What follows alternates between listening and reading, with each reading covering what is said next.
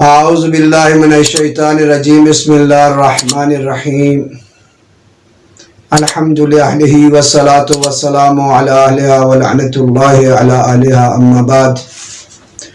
جیسا کہ آپ کو پتہ ہے کہ ایام غدیر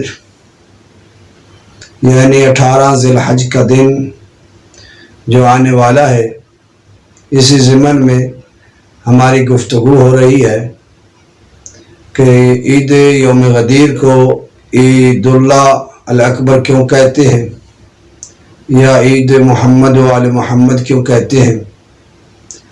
دوسرا، کیا اس سے کوئی بڑی عید ہے؟ تیسرا، کیا اس کے کوئی اور بھی اسماء ہیں؟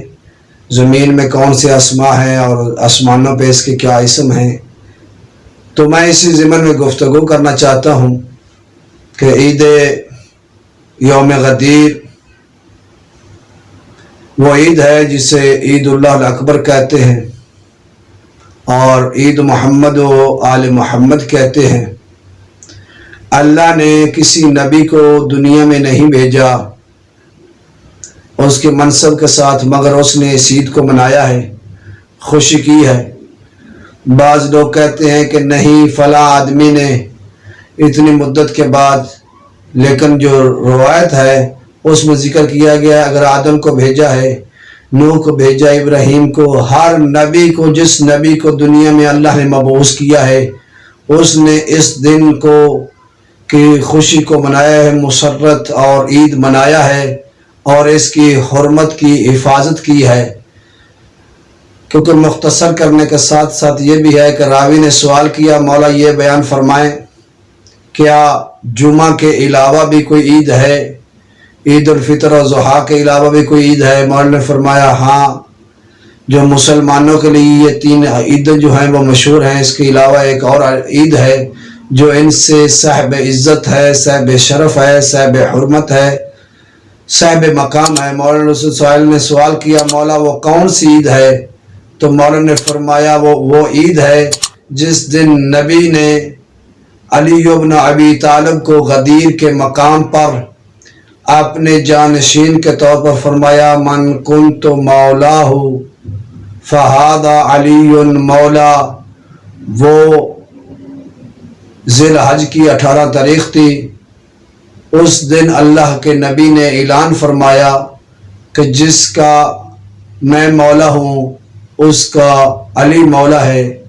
یہ ان سے صاحب عزت، صاحب کرامت، صاحب مقام، صاحب شرف، اس میں جو اس عید میں جو عبادت ہے وہ باقی دنوں، باقی عیدوں میں جو مقام ہے اس سے زیادہ ہے۔ اور اس طرح سائل نے سوال کیا، مولا اس کا آسمانوں پہ کیا نام ہے اس دن کا؟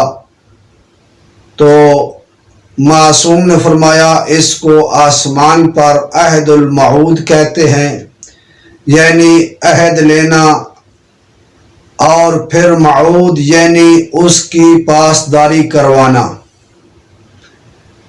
یہ آسمانوں پر تھا اس کا نام، اور زمین پر تھا یوم المیثاق الماخوذ، جس عہد کو لیا گیا تھا، الجمع المشہود، اسی عہد پر لوگوں کو گواہ بنانا، ان سے شہادت لینا، یہ اس کے نام ہے۔ زمین پر یعنی اس کا نام ہے المیثاق الماخوذ، الجمع المشہود، اور آسمانوں پر اس کا نام ہے العہد المعہود۔ اللہ تعالی ہمیں ولایت محمد و آل محمد پر ثابت قدم رکھے، اور اس کے اور بھی اسماء ہیں جن کو ہم بعد میں ذکر کریں گے تفصیلاً، کیونکہ 48-49 نام جو کتابوں میں اس کے ذکر کیے گئے ہیں ان میں یہ مشہور نام ہیں جو ہر کتاب میں ملتے ہیں، جس کو ہم نے ذکر کیا ہے۔ والحمد للہ رب العالمین۔